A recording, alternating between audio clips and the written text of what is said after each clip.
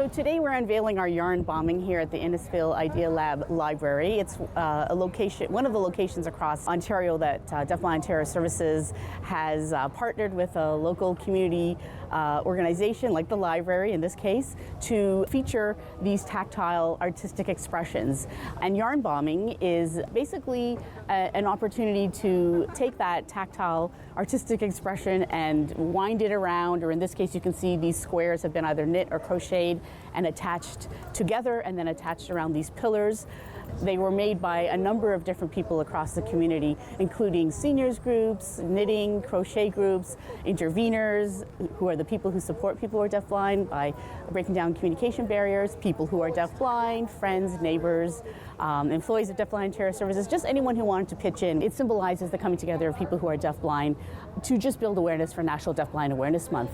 And interestingly enough, this June is the 10th anniversary since the Senate of Canada proclaimed June is National Deafblind Awareness Month here in Canada. So it's very exciting for us, another opportunity to build awareness, to connect with the community, and to really talk about how important intervener services are for people who are deafblind. There are approximately just over 2% of Canada's population, so that's just over 600,000 people across Canada who are deafblind, according to Statistics Canada survey.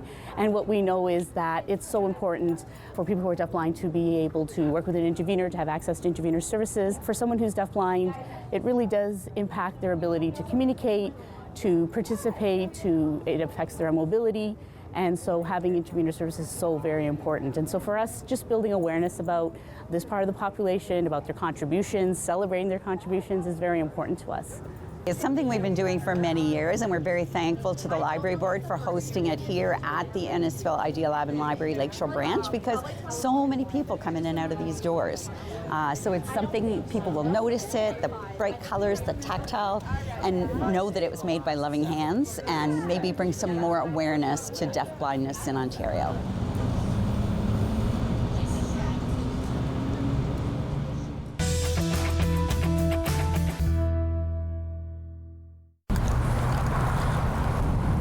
Youth homelessness is a crisis right now across the nation. Hi, I'm Pam Osman, the Fund Development Manager for Home Horizon.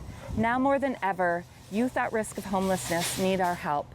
We are partnering with Home Depot Canada Foundation, the Barbara Wider House, Home Horizon, and Youth Outreach. The Barbara Wider House is a 10-bedroom transitional home. We opened in 2019 and we've been full ever since. Youth Thrive is our newest program that puts the youth in the driver's seat of their futures. We've had wonderful successes with our youth. Last November, we had 2 youth move out.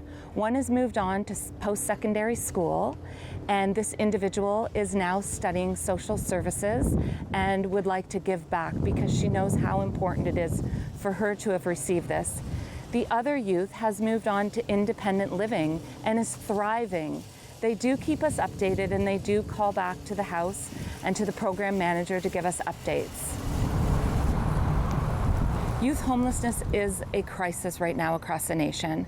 Right now in summertime, we might not see a lot of youth homelessness on the streets because they're couch surfing. They're staying at friends' houses until somebody notices that they've been there a week, and then they're moving on to the next house.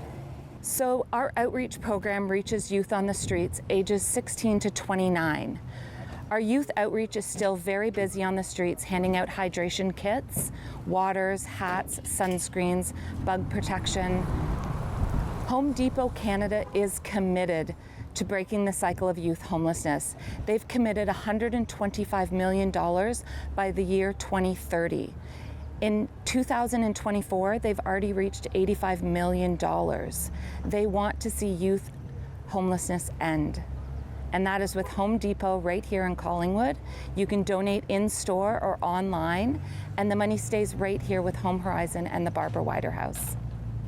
Youth at risk of homelessness in our community needs to end. Together we can do hard things. We are breaking the cycle of youth homelessness with hope, safety, and growth, and your support.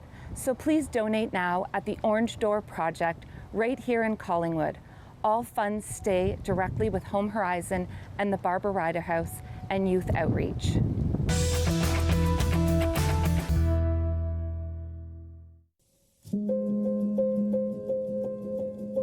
raised by a parent who was undiagnosed and untreated with mental illness until she was in her early 50s. So the ripple effect of that is huge. There wasn't a lot of help or access to services at that point. I think it has gotten better, but it has a long way to go. And I think the first step is talking about mental health. Children who are raised in this level of instability and insecurity obviously have a lot of things that they have to go into adulthood with. Personally speaking, I had a very fierce sense of independence. I had a very high level of flight or fight, and I definitely had some fear around letting people in and kind of fully trusting people.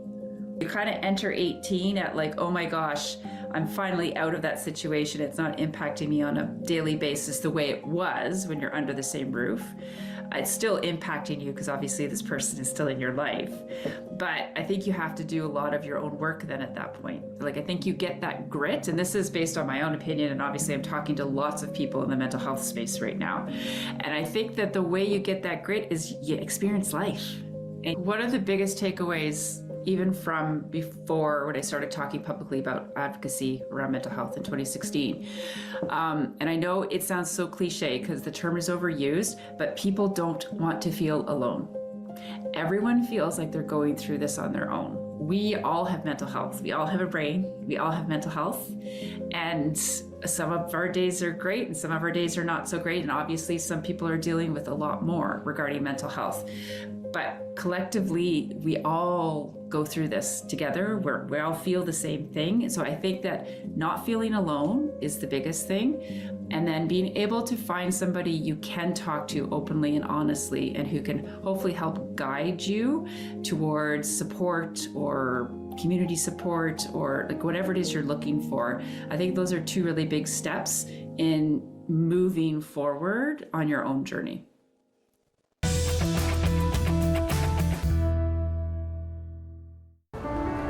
3, 2, 1. Well, Burger Fries is all about the best burger. It's about creating a canvas that has flavor.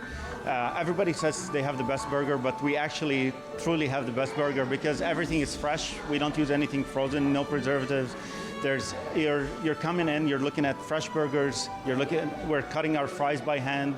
When you eat it, you feel good about it. You feel like you want to come back. Thank you for investing in Barrie. Thank you for choosing us again. And this is an incredible area, as Councilor Negussi said. I live down the street. I'm already a customer, and so it's good to see everything kind of roll through, and it's good for the area. They have this restaurant in Barrie, and the most important is for the community. It's a halal restaurant, and we're very excited to enjoy with us. And thank you. Halal has been a core pillar of the brand from inception. There's a huge demographic that are looking for halal options on the burger side, and especially a good halal option. And so to us, this is a fundamental piece of the brand itself. Well, Barrie is a great city to start with. Barrie is it's a happening town. It's a growing town. It's one of the most growing town in the country. We know that this community is going to support us. We know that this community wants us, and we feel very proud and humbled to have our first one in Barrie. We're very happy to have that.